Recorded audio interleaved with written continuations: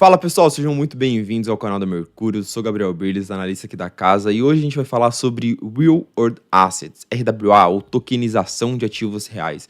Setor que está sendo bem falado no mercado cripto em 2023 e que corresponde ao ato de você pegar algo que existe no mundo real e transformá-lo numa linguagem que possa ser interpretada e transferida no universo de blockchain, ou seja, um token. E esse setor está sendo muito discutido esse ano, muito por causa disso daqui, tá?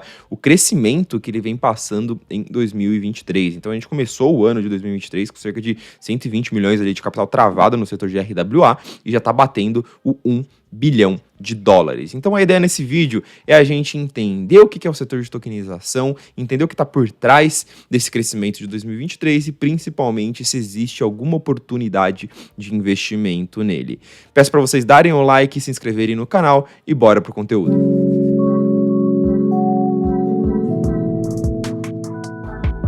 Antes de começar, eu queria pedir 30 segundinhos do tempo de vocês para fazer o nosso jabá, até porque esse conteúdo ele é 100% gratuito. E falando em 100% gratuito, eu queria falar do Minuto Cripto, que é a nossa newsletter, o nosso e-mail que a gente manda todo dia às 7 horas da manhã, com uma análise rápida, uma atualização muito rápida, trazendo insights ultra valiosos do mercado cripto para vocês. Insights muito valiosos que a gente entrega de graça para quem tiver inscrito no Minuto Cripto. Nesse minuto que eu estou mostrando para vocês, inclusive, a gente fala de 3 setores que a gente estava muito de olho no mercado cripto. Esse minuto ele foi disparado no dia 6 de maio. E agora a gente já está no mês de agosto e esses 3 setores são os setores que mais cresceram de lá até aqui. Só para mostrar para vocês o quão valioso é os insights que a gente compartilha no Minuto Cripto. É o primeiro link da descrição, é só clicar, se inscrever 100% de graça e você começa a aprender com a gente a partir de amanhã. Bom, vamos para o conteúdo então, e antes da gente entender como que funciona esse setor de tokenização, a gente precisa entender por que tokenização. Por que pegar um ativo real e transformá-lo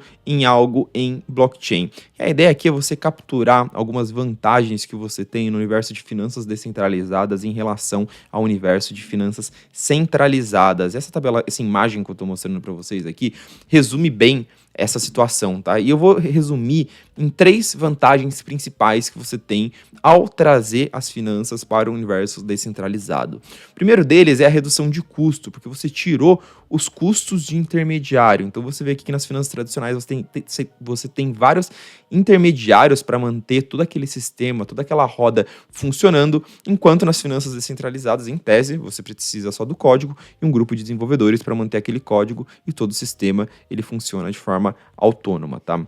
O segundo ponto é a questão de acesso. Enquanto nas finanças tradicionais você tem uma barreira de entrada muito grande, muitas vezes você precisa responder alguma jurisdição específica, muitas vezes você precisa ter algum score de crédito, ou precisa abrir todas as suas informações para interagir dentro daquele mercado. No mercado de finanças descentralizadas, você só precisa ter uma wallet, é um mercado 100% aberto, descentralizado e disponível para todos, principalmente globalizado, né, que é uma das principais propostas de valores aqui de DeFi.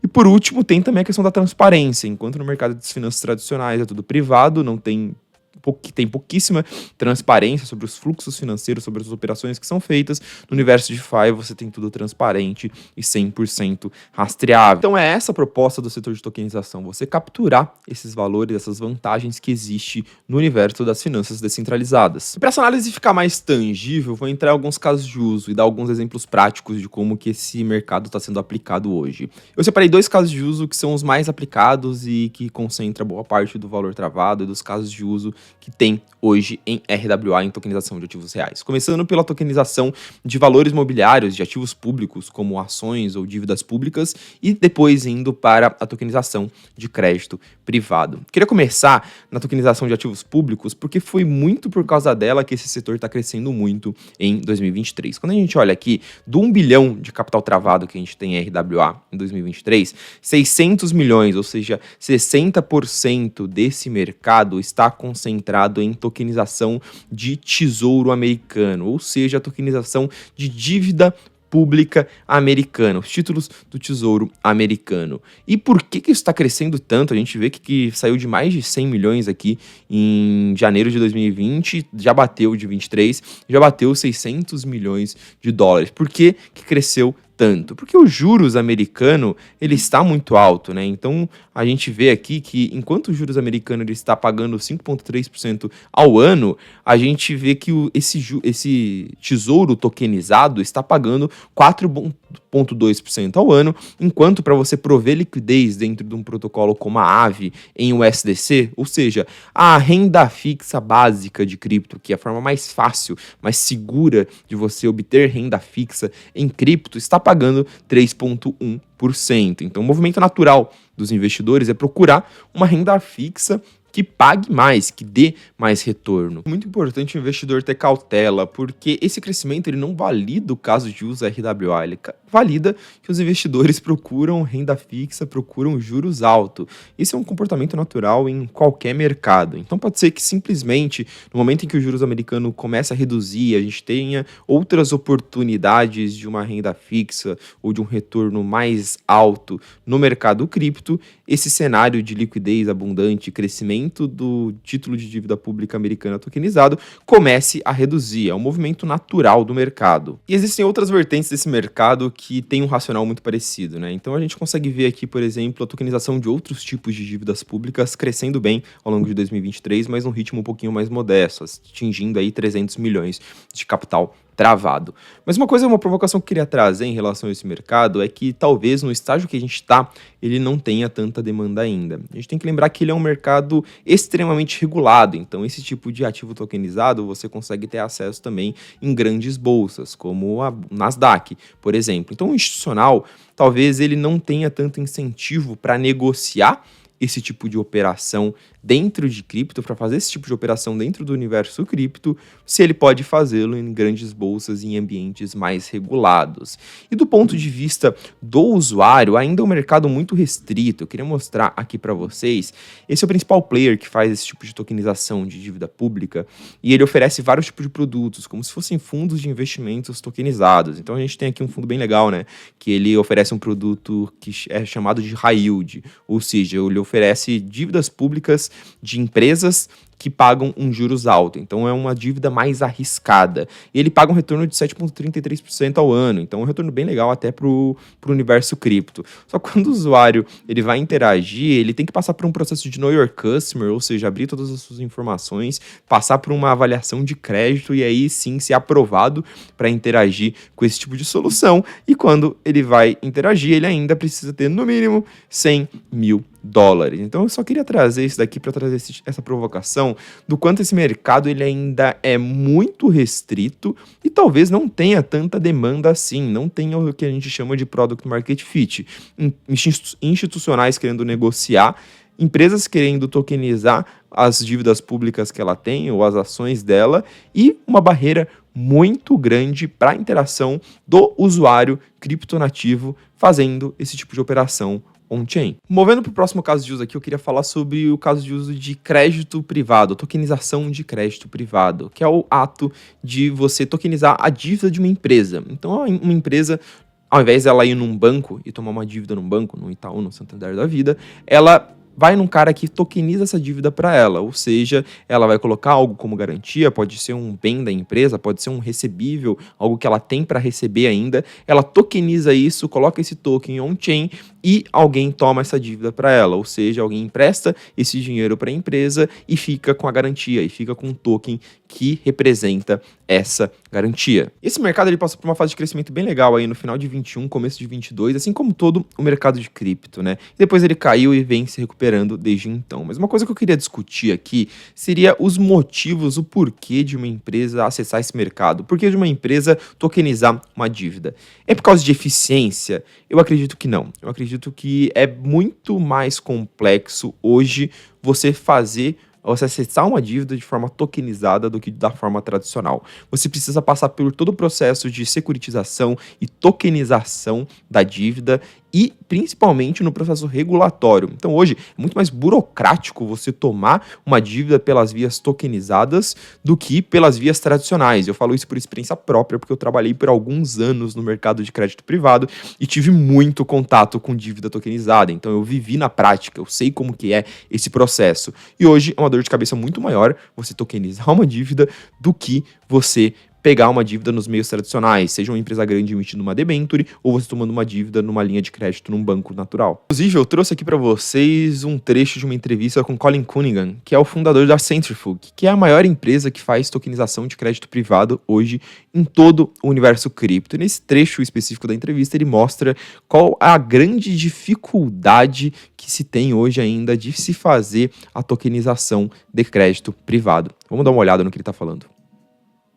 Right. The beauty and I guess the difficulty of real world assets is that we have to merge the worlds of kind of off-chain collateral and the legal structures and the risk structures that exist from traditional finance, and we have to merge that or find the right way to pair that kind of with the world of on-chain smart contracts, NFTs, and of course just like the broader blockchain.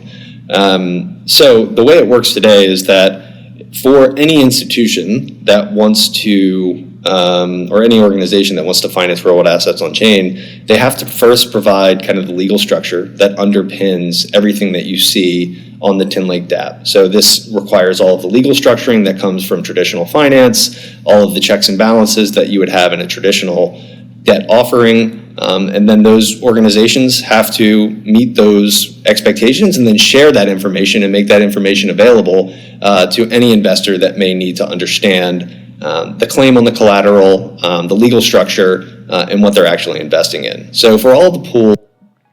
Legal, então deu pra gente ver aqui nesse trecho ele falando que o processo é basicamente o mesmo processo de você tomar uma dívida pelas vias tradicionais, porque você passa por todo o processo burocrático e regulatório que você passa ao emitir uma dívida no mercado tradicional. Então a gente já viu que por eficiência, por redução de custo, não é o motivo para uma empresa tokenizar uma dívida. O que é então, Gabriel? O que faz uma empresa entrar nesse mercado de dívidas tokenizadas? Liquidez. A empresa quer acessar a liquidez, quer acessar o dinheiro de um mercado em que ela não tem acesso. Imagina que você quer tomar uma dívida, você vai num banco e você não consegue porque o banco não tem dinheiro para te emprestar ou porque o seu score de crédito não é dos melhores. Você quer emitir uma dívida estruturada, seja um CRA, um CRI, uma debenture, que são os formatos de dívida estruturadas do mercado tradicional, só que não tem liquidez, não tem ninguém disposto a comprar e te emprestar dinheiro via esse formato de dívida, ou às vezes nem o mercado de crédito privado do seu país ele é estruturado o suficiente. O que sobra para você? Tentar acessar outras vias de liquidez, tentar acessar um mercado globalizado que provavelmente você não teria acesso se não fosse pelo universo on-chain, pelo universo DeFi. E quando a gente olha aqui a concentração das empresas que estão tokenizando dívidas, que estão fazendo o processo de tokenização de crédito privado hoje, fica muito mais claro o que eu estou querendo dizer para vocês. Então a gente tem aqui uma centralização em países como México, Quênia, Nigéria, Filipinas, Uganda. Estados Unidos, que é o maior centro financeiro do mundo, tem uma dívida tokenizada no valor de 19 milhões de dólares. Então a gente vê que ainda é um mercado com caso de uso extremamente nichado, muito focado em países subdesenvolvidos ou emergentes, que não tem um mercado de capital, que não tem uma liquidez na sua economia tão grande ainda para oferecer esse tipo de solução para essas empresas. E aí essas empresas acabam correndo para o mercado de DeFi, correndo para o mercado de tokenização como uma última opção, como uma fuga para resolver esse problema. Isso reforça que eu continuo achando um mercado muito nichado, com pouca demanda. Enquanto esse mercado só fizer sentido para empresas que são residentes em países subdesenvolvidos ou emergentes, a gente tem um potencial de crescimento desse mercado muito limitado. E sem falar no risco desse tipo de operação, a gente está falando aqui de uma garantia real tokenizada, ou seja, vamos dar um exemplo de um prédio, de uma empresa. Uma empresa colocou um prédio como garantia de forma tokenizada, esse prédio está lá no empréstimo e a empresa não pagou o seu empréstimo, então esse empréstimo foi liquidado. Como que os usuários on-chain que investiram, que tomaram aquela dívida, vão receber o dinheiro deles? A gente vai entrar num processo legal e extremamente burocrático de liquidação daquele prédio. Então, primeiro você vai à justiça justificar e provar que a empresa colocou aquele prédio como garantia e que você vai ter que agora liquidar aquele prédio, que vai envolver a venda daquele prédio, ele ir a leilão, em si, você se relacionar com todos os inquilinos. Então a empresa que está fazendo a securitização e a tokenização dessa dívida vai ter que corresponder por todo esse processo. E, novamente, eu trabalhei nesse mercado por alguns anos, já passei por esse processo de liquidação de ativos reais algumas vezes, e eles demoram, às vezes, anos.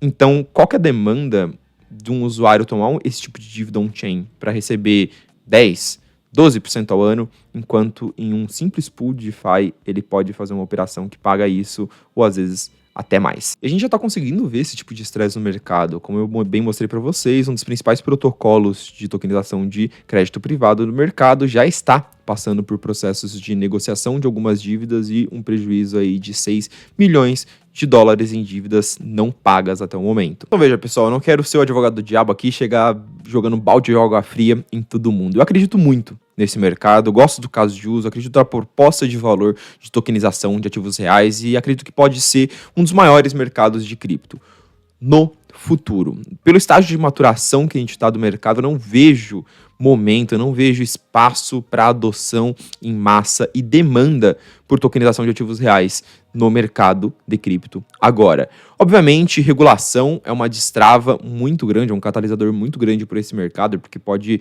fazer com que as empresas se sintam mais confortáveis de entrarem no mercado, mas infraestrutura eu acredito que é um problema maior agora. Algumas semanas atrás, a gente teve um dos maiores protocolos de cripto sendo hackeado. Então, enquanto as empresas, as instituições não estiverem confortáveis a interagirem on-chain, esse ainda continuará sendo um mercado de nicho.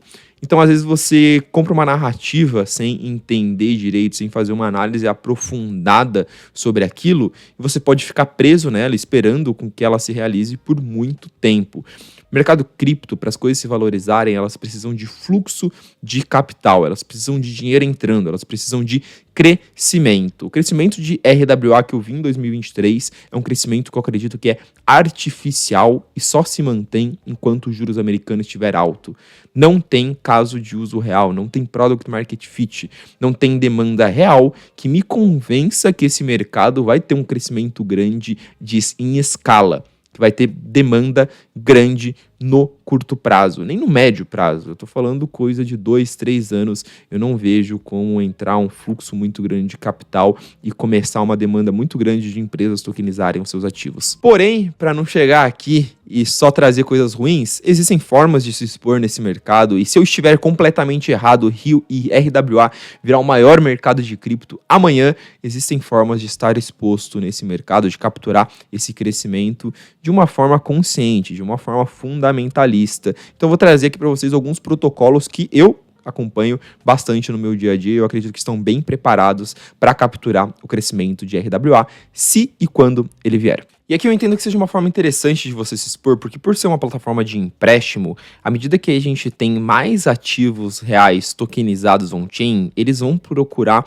uma plataforma de liquidez, uma plataforma de empréstimo para depositarem e conseguirem rentabilizar esse tipo de token. Então, se você tem uma plataforma de empréstimo que tem uma grande probabilidade de absorver essa demanda, talvez seja uma forma bem interessante de você se expor nesse mercado de RWA, porque se ele crescer, pode ser que ele procure esse tipo de plataforma de liquidez, esse tipo de plataforma de empréstimo. A mesma coisa vale para Maker, que foi o que eu citei agora, e para a Aave. A Aave, mais especificamente, eles fizeram aqui uma parceria com a Centrifuge, que é um dos caras principais em em tokenização de crédito privado.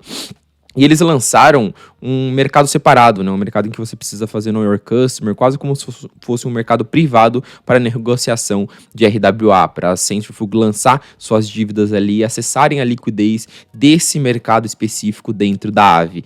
E ainda é um mercado bem pequeno, né? Um mercado de 7 milhões de dólares aí, é pouco capital, poucas dívidas sendo movimentadas ali dentro.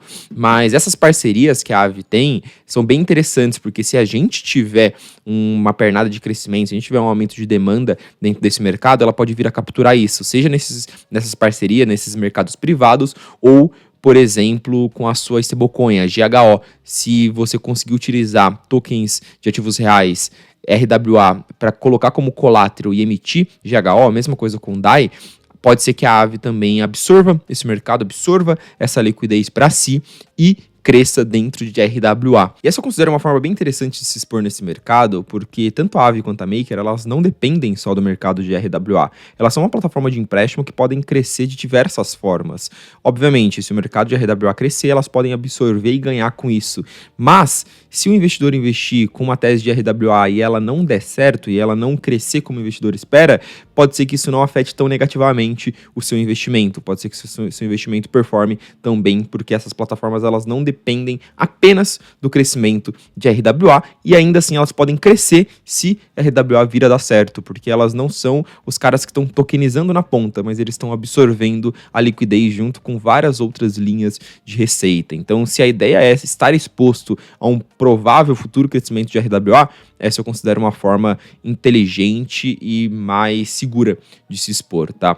E falando nessa questão de infraestrutura, de plataforma e tudo mais, a gente tem também a nossa querida Avalanche. A Avalanche, que é uma blockchain paralela aí à blockchain da Ethereum, né, que planeja ser a Ethereum mais barata, mais eficiente, eles estão focando bastante na proposta de valor de virar uma blockchain focada em RWA. Eles lançaram uma das subnets deles e com a proposta de ser focada, uma das segundas camadas da Avalanche, né, com uma proposta de ser focada em RWA, estão investindo bastante em criar um fundo de 50 milhões, estão investindo bastante em trazer empresários, trazer empresas para criarem soluções, testarem a blockchain da Avalanche como uma blockchain nichada em RWA. Mas aqui, pessoal, sendo bem sincero, a Avalanche, na minha opinião, ela primeiro tem que se importar, se preocupar em criar um produto bom, criar um produto com diferencial competitivo em relação ao que a gente tem hoje no mercado. Porque quando a gente pega hoje, vamos pegar os principais protocolos de RWA no mercado, na hora que a gente vê em crédito privado, vamos ver em qual rede, em qual blockchain que cada um desses protocolos estão. Ethereum, Solana, Ethereum. Agora vamos olhar em tesouro, em tokenização de Treasury, né, que foi aquele primeiro caso de uso que eu comentei com vocês lá atrás. Primeiro a gente tem o Franklin Templeton lançando na Stellar, bem legal inclusive isso aqui. Depois a gente tem Ethereum, Polygon, Ethereum, Stellar, Ethereum, Polygon. Então assim, pessoal, investir na tese de Avalanche só porque pode ser a blockchain do RWA, eu considero arriscado. A tese de Avalanche tem que ser porque você acredita que ela é uma blockchain que oferece um diferencial de produto e ela pode trazer demanda para dentro. Isso que é um problema da Avalanche desde sempre, uma blockchain que está tendo bastante dificuldade de atrair usuários e empreendedores e desenvolvedores para desenvolverem lá dentro. Então, falar que a Avalanche é a blockchain do RWA, a Avalanche ela quer ser a blockchain do RWA e está investindo nisso. É a mesma coisa que eu falar que eu quero ser o melhor jogador de futebol do mundo. Isso não significa que eu vou atingir esse objetivo. Então, se expor em RWA via Avalanche, eu também considero que é uma forma não tão inteligente assim. Do outro lado, a gente tem protocolos que são focados, nichados em oferecer produtos de RWA. Aqui eu coloco minha ressalva que se esse setor não vir a crescer como esperado daqui 1, 2, 3 anos, pode ser que seu investimento não performe como você imagine. Mas se o mercado vir a crescer dentro desse segmento, pode ser que esses caras absorvam boa parte da demanda. Os dois que eu mais estou olhando, que eu mais acompanho e que eu gosto do caso de uso e gosto principalmente da equipe, do time, da cabeça do time, é Ondo Finance e Centrifuge. O Ondo Finance na tokenização de dívidas públicas, Centrifuge na tokenização de crédito privado. Então, são os dois líderes em cada um dos seus segmentos, são caras que possuem uma proposta de valor bem legal, um produto bem legal. Então, se o mercado vir a deslanchar e vir ter um crescimento de demanda dentro desses segmentos, eu acredito que esses caras podem absorver boa parte desse crescimento, mas eu não invisto e não tenho o menor interesse em investir no curto, médio prazo, enquanto eu entender que o cenário competitivo, que o cenário de demanda por RWA não mudou. Mas é isso, pessoal. Espero que tenham gostado da análise. Lembrando que a gente tem uma análise completa de RWA, de todos esses ativos, e a gente tem a maior biblioteca de análises de cripto e a melhor carteira de cripto na Mercúrios Pro, que é a nossa assinatura que tem curso, atendimento, análise, carteira, a assinatura mais completa do mercado de cripto. Então, se você tem interesse em conhecer mais, clica no segundo link da descrição que vocês vão conversar com um especialista nosso para entender se a Mercúrios Pro é para você. No mais é isso, agradeço a audiência e até o próximo vídeo.